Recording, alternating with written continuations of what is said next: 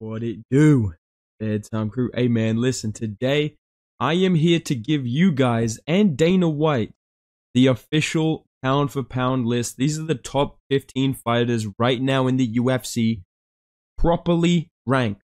Because Dana White, Mr. Pink, the oil man himself, he went on this fucking glazing rant. By the way, this was in my bingo card for 303. I'm a fucking genius, But he went on this rant after 303, after Pereira unleashes this legendary head kick, saves the UFC, saves the promotion, adds another title defense to his crazy legacy. All Dana White has to say, what's the question? Yeah, Jones is the GOAT, dude. Jones is the absolute GOAT of the sport. This is his exact quote, talking about Cyril Gane being the best heavyweight in the division, which is just hilarious to me. But regardless, Dana White genuinely thinks Jon Jones is the pound for pound #1 fighter in this sport.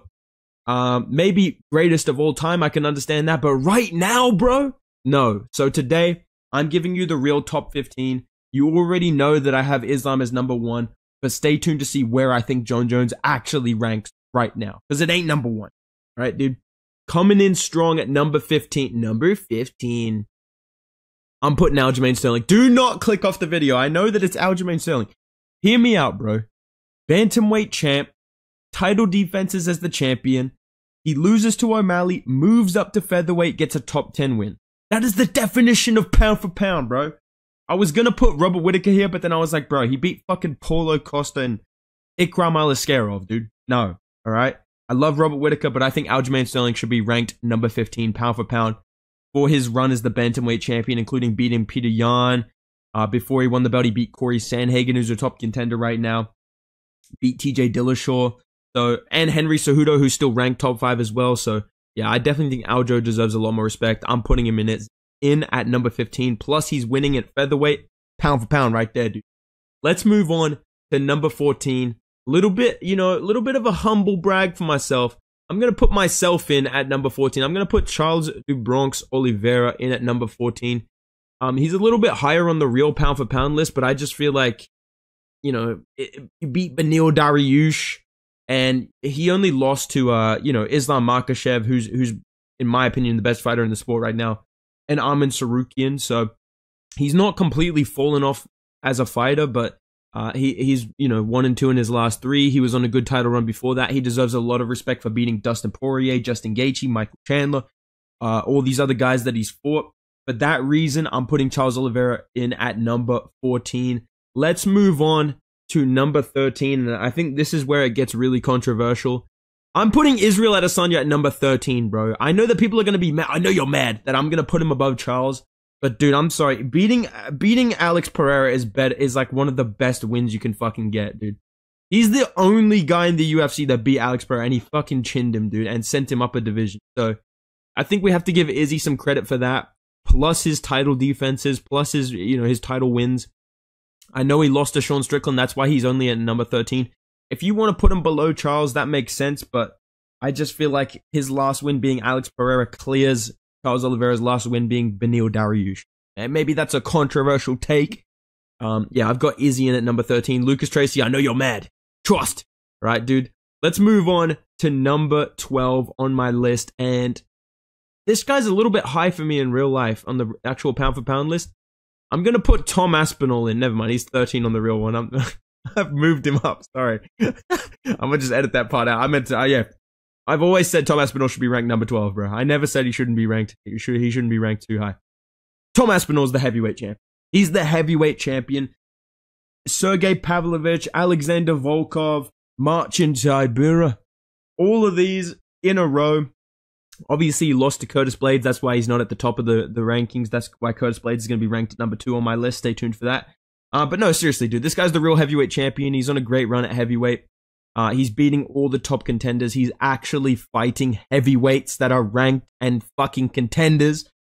Yeah, dude. He's on a great run. If he becomes the actual heavyweight champion, if he beats Curtis Blades and maybe he somehow gets to fight Jon Jones, I think you can make an argument for him being top 3. But right now, I'm going to play it safe. He's only the interim champion. He hasn't beat Cyril Gane yet. He hasn't beat Curtis Blades yet. I'm going to put him in at number 12. And he's on a good streak. That's why he's above Izzy and Charles. All right. Let's move on to number 11. Now, bro, a lot of you guys like to say I'm biased. Oh, bedtime, you hate this guy, you hate that guy. Oh yeah, dude? Well, explain this. I fought Alexandre Pantoja at UFC 301. And I'm going to give him some respects right now. I'm going to put him at number 11 on my pound for pound. Okay? He is a defending active champion, which is more than can be said for fucking Topuria and Leon Mumblemouth, whatever the fucking guy's name is, yeah? He's a defending active champion on a great win streak. He's beat all the best flyweights in the division. They're signing fucking guys from other promotions to fight this guy. He's chasing contenders. And if we're going to give credit to Volk and we're going to give credit to Usman for it, I'm going to say it like Usman, bro. Keep that same energy.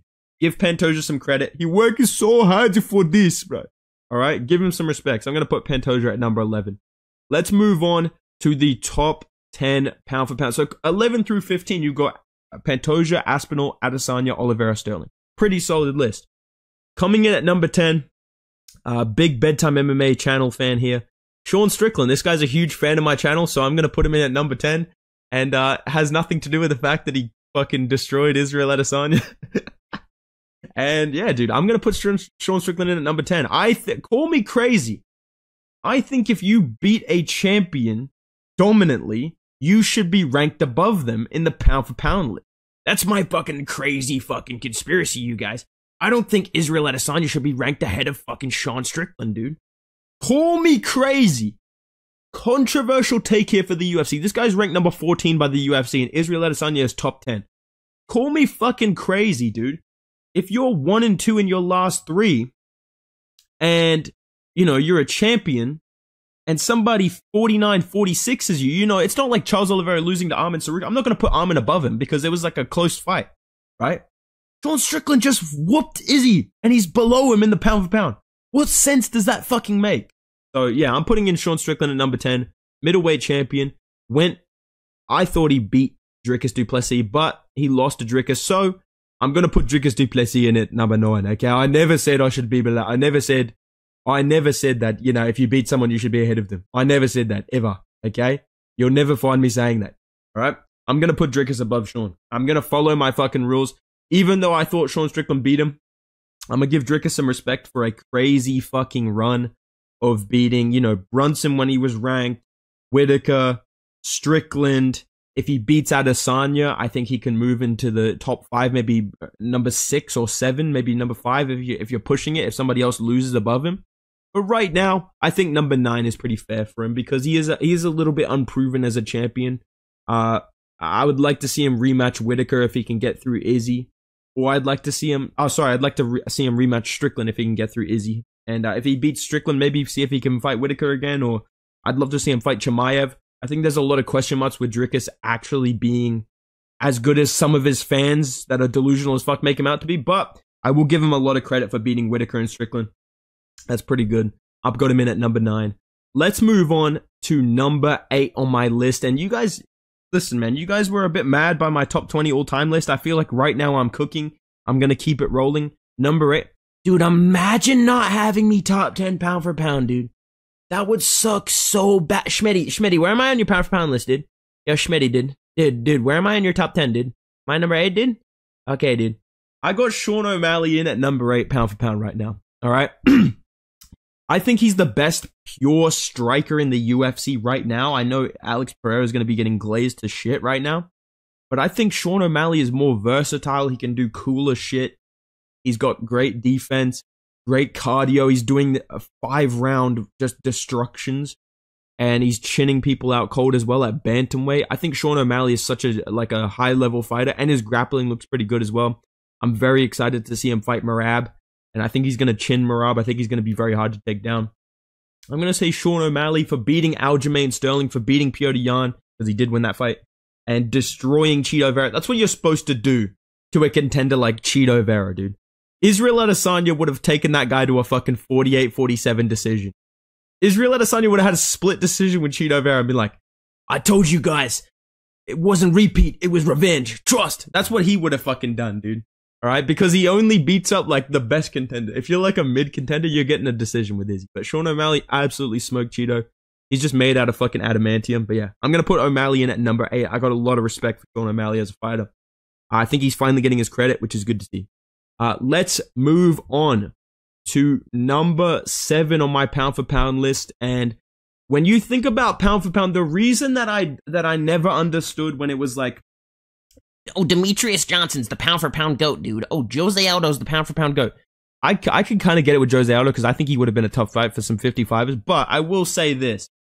If you've never changed divisions, or you've never beat guys from fucking, that are like legendary champions and all this shit, bro, I don't think I can put you as my pound for pound GOAT. Like DJ, I could never have him as the pound for pound number 1 fighter in the UFC, right? Islam Makhachev is finishing fucking Charles Oliveira, the greatest lightweight of all time, or in the argument for greatest lightweight of all time. You know, he's finishing fucking Dustin Poirier, who's one of Khabib's best wins, another great all-time 55er, right? Who's beat other guys from other divisions. I just think that when it comes to pound for pound, how can you not have Max Holloway in your top 10? I've got him at number 7, bro, because Justin Gaethje, again, one of Khabib's best wins. Max Holloway 49-46s him and then flatline KOs him. Flatline KOs him, dude. Poirier didn't do that to Gaethje. Nobody else could do that to Gaethje. Max Holloway coming up from 45, where, by the way, he's just casually ranked number fucking 1 and is only behind Volk at featherweight right now. You know what I'm saying, dude? I think Max Holloway deserves to be where he's at in the pound for pound list. I think he's number 8. I would have him at number 7. I think what he's done is low-key more impressive than Sean O'Malley, whose only good wins are, you know, Jan and Aljo and, you know, Cheeto, if you want to count that, but I don't really rate that as highly as, you know, TKZ, Arnold Allen, top contender, Yair Rodriguez, top contender, Justin Gaethje, top contender. These are crazy fucking wins. And it's the matter that he's doing it. It's the multiple weight classes. Yeah, Max Holloway, I rate him very highly. Right above him at number 6, you know, I'm the top of guy, you know, I think I'm just outside of the top 5, you know, that don't sit well with me. I want to fight, you know, all the guys in the top 5, so I want another rematch with Islam, I want to fight Pereira, you know, and I want to fight, you know, all the other guys in the top 5, you know, that's what I want. I love you, Volk. I'm going to give you number 6. Please, bro, please win your next fight, dude. I don't want to see Volk drop out of the top 15 like my boy Usman, bro. You know how fucking much it hurt me seeing Kamaru Usman drop out of the top 15, dude. You know how sad it is to think that we are getting closer and closer to Ian Gary being in the pound for pound ranking, bro. I don't like that time is passing. You know, Volkanovski was pound for pound number 1 last year. Now I'm going to keep him at number 6 for having 3 wins over Max Holloway. You only lost to Islam Makhachev twice, and one of them was on short notice, so that's a bit excusable. And to Poirier, you know, great win. Finished him. You know, that's what happens when you fight a top contender on a quick turnaround. So, yeah, Volkanovski's on a bit of a slump at the moment, but, you know, you can't ignore all his resume before that. I think he still deserves credit for being, you know, one of the best pound-for-pound fighters of all time. I've got him in at number 6. And, I mean, if Dana White's talking about John Jones being number 1, and he lost to fucking Dominic Reyes, and he beat Cyril Gane, hey, Volkanovski, bro, you might be top 3, bro. You might be top 3 on Dana's list. We need to see Dana's full list. So that's my 15 through 6. All right. Now is the part of the video where you're wondering, where is John Jones? All right. This is my top 5 pound for pound. All right. Coming in at number 5, John Jones. John Jones, you are number 5 pound for pound ranked. You lost to Dominic Reyes. Okay. Because if Dana White is going to say, oh, Cyril Gane's the best heavyweight because if he had done this against Ngannou, he would have won. Okay. If the judges got it right, you would have lost to Dominic fucking Reyes and not been champion. So if we're playing ifs, buts, maybes, I don't fucking know, coulda, woulda, shoulda, this guy's number 5 pound for pound rank. He's 1-1 in his last 2. His last fight before March of 2023 was in fucking July, or not even July, January 2020, and he lost. And he came back, he fought Cyril Gane, who was not the champion, was never the champion, won the interim belt of Derek fucking Lewis, and lost to Ngannou. And lost to Ngannou, bro. This is the way the fights are fucking scored, dude. I'm sorry, dude. People act like Cyril Gane like out-damaged Ngannou so badly in round 5. No, dude. No, bro. The most significant moment of that round was Ngannou controlling him, beating him up on the ground, out-grappling him. This guy couldn't even figure out a fucking leg lock, dude. He's jumping for leg locks in round 5. You deserve to lose for doing leg locks, bro. John Jones is number 5 pound for pound. He's the heavyweight champion. I'm not going to take that away from him. He is the undisputed champion. You know, Cyril Gane is a good win. I feel like people do shit on Cyril Gane a little bit too much. That is a good win. But, yeah, Gane was coming off a win over Tuivasa, bro. That's all I have to say. John Jones, you number 5 pound for pound. Get the fuck out of here with this number 1 pound for pound bullshit. Let's move on. Number 4 and 3 makes me fucking hate watching UFC, but I gotta be honest, dude. All right. Number 4, Ilia Topuria. He's undefeated and he knocked out Volkanovski. Volkanovski's a better win than any of Jones's wins in the past 5 years. That's a fact. So, and he finished him.